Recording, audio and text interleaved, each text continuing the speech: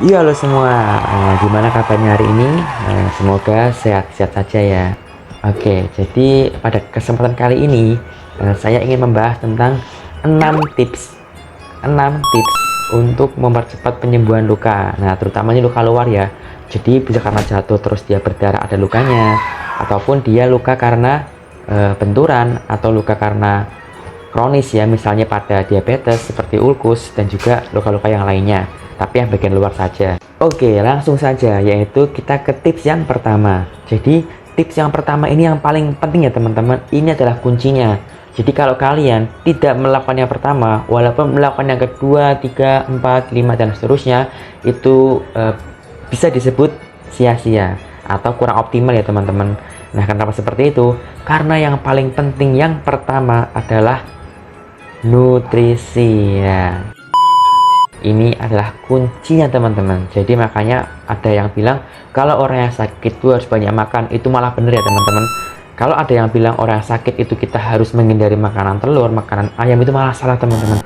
Jadi kita harus banyak makan karena penyembuhan yang terbaik adalah penyembuhan dari tubuh kita sendiri ya teman-teman. Contoh nutrisi yang penting adalah protein. Nah, contoh dari protein ini yang utama adalah putih telur. Makanya di rumah sakit itu ada namanya diet putel, diet putih telur. Nah, kenapa saya nggak ngomong kuningnya? Karena sebenarnya telur itu bagian kuningnya itu banyak mengandung kolesterol ya teman-teman. Apalagi buat orang yang sakit, jadi sebaiknya dihindari dulu. Sebaiknya kita makan putihnya saja. Nah, ketika putih telur ini dia tinggi akan protein. Selain putih telur, itu bisa menggunakan dada ayam, bisa menggunakan tempe, tahu, daging merah. Pokoknya mengandung protein. Nah, ini juga ada namanya itu kalau di rumah sakit tempat saya ada namanya pil kuto. Pil kuto itu dia jenis pil yang isinya itu minyak dari ikan kuto. Ikan kuto itu dia adalah ikan gabus ya teman-teman, tapi sudah diekstrak karena katanya nyari ikan gabus itu susah. Nah, ini biar gampang dibikin minyaknya aja, itu bagus buat penyembuhan luka. Itu ya, jadi kuncinya yang pertama adalah nutrisi. Yang kedua, itu ada namanya HB atau hemoglobin. Hemoglobin itu suatu protein yang membungkus sel darah merah ya. Jadi sel darah merah itu kan bulat tuh.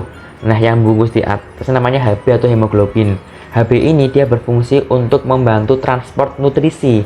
Jadi kalau kita makan, nutrisinya ini akan disebar ke seluruh tubuh kita melalui sel darah merah yang dimana di atasnya ada HB. Nah, HB ini dia berfungsi untuk mengantar nutrisi, mengantar oksigen, karbon dioksida, dan sebagainya. Jadi ibaratnya itu kayak alat transportasi dalam tubuh kita tuh ya sel darah merah itu ya teman-teman. Makanya kalau orang HB-nya kurang, itu nggak baik, namanya anemia. Nah, berikut adalah makanan-makanan yang dapat meningkatkan HB, seperti bayam, daging merah, kacang-kacangan, seperti itu ya teman-teman. Itu, jadi yang kedua adalah jaga HB kita dengan mengkonsumsi makanan yang meningkatkan HB atau hemoglobin ya teman-teman. Tips yang ketiga adalah kontrol infeksi. Apa sih itu? Jadi luka yang bersih, luka yang cuman merah, berdarah, tidak ada kotoran itu malah bagus. Dia lebih cepat sembuhnya daripada luka yang terkena infeksi. Seperti apa contohnya? Jadi kalau terkena infeksi, itu di bagian sekitarnya akan merah, membengkak, warnanya keunguan atau bahkan menghitam, disertai nanah. Nah, itu khasnya. Jadi itu adalah luka-luka yang terinfeksi. Nah, tips yang ketiga ini kita harus mengontrol infeksinya. Dengan cara apa? Kalau dia memang infeksi, kalau bernanah, dibersihkan sebisa mungkin, sebersih mungkin. Memang saya tahu rasanya itu perih ya teman-teman, tapi boleh dibersihkan sebisanya, lalu diberikan salep. Bisa menggunakan salep antibiotik, bisa juga kita dengan meminum obat antibiotik ya teman-teman. Seperti itu adalah tips untuk kontrol infeksinya. Karena kalau ada infeksinya, dia juga akan memperlama penyembuhan luka. Yang keempat adalah pembuluh darah yang baik. Nah, maksudnya apa sih? Jadi ini ya teman-teman, pada orang-orang yang mohon maaf terkena penyakit gula, terkena penyakit kronis, hipertensi, dan lain-lain, itu dia bisa menyebabkan namanya angiopati dan neuropati. Angiopati dia berarti adanya kerusakan pembuluh darah.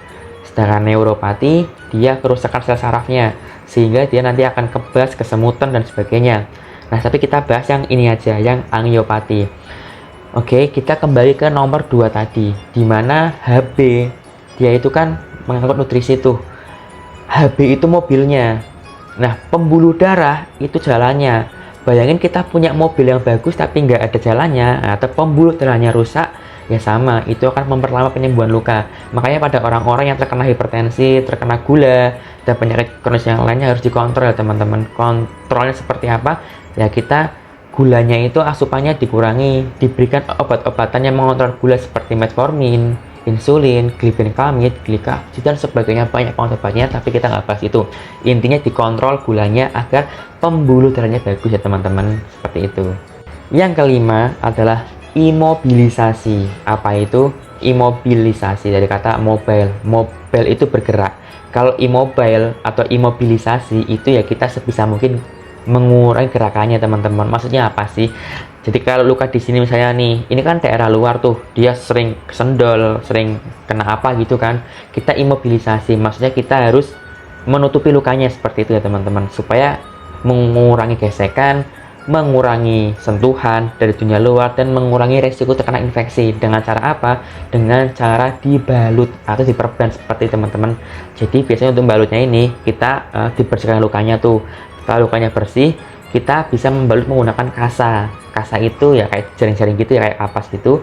Dia diberikan betadin. Nah, tutup lukanya, diperban. Jadi ini aman nih, kalaupun kejedot, kalaupun dia kesentuh tangan kita, itu akan meminimalisir terjadinya infeksi. Nah itu ya, jadi yang kelima itu imobilisasi, atau kita lindungi lukanya seperti itu teman-teman. Yang keenam, nah yang keenam ini dia disebut sebagai medikasi. Jadi ini sudah masuk ke ranah medis ya teman-teman, dan ini medikasi itu seringnya juga pada luka-luka yang kronis atau luka-luka yang parah. Jadi kalaupun dia itu diperban, harus rutin ganti perbannya. Dia itu luka-luka seperti ulkus pada kaki-kaki orang yang terkena diabetes, itu kan banyak nanahnya, banyak lukanya, itu harus sering diganti ya teman-teman. Nah nanti pergantiannya ini kebanyakan kan, ini pengalaman saya ya, jadi kalau pasien itu takut atau keluarganya juga nggak tega ketika ada luka, ada nanahnya, itu kan harus dipencet seperti ini ya, diperes istilahnya, seperti dipeleret namanya kalau tempat saya, itu harus segera keluar nanahnya. Nah kalau keluar nanahnya itu bagus malah teman-teman, dia nanti akan mempercepat penyembuhannya, namanya medikasi. Medikasi itu dia lebih ke bagian menghilangkan nanah, kontrol pus, dressing, dan sebagainya. Nah jadi ini lebih ke ranah medis ya teman-teman, tapi nice to know atau baiknya tahu ya seperti itu prosesnya. Nah jadi itu tadi ya teman-teman, 6 tips untuk mempercepat penyembuhan luka. Tapi dari semua itu kuncinya yang nomor satu tadi ya, kita harus kontrol nutrisi kita. Nah mungkin demikian dapat saya sampaikan. Banyak kurang dari saya mohon maaf, semoga bermanfaat. Jangan lupa jika konten ini dirasa bermanfaat, silahkan like, komen, dan juga subscribe teman-teman. Dan kalau yang mau tanya-tanya boleh komen di bawah ya, nanti kita bahas bareng-bareng. Oke, assalamualaikum.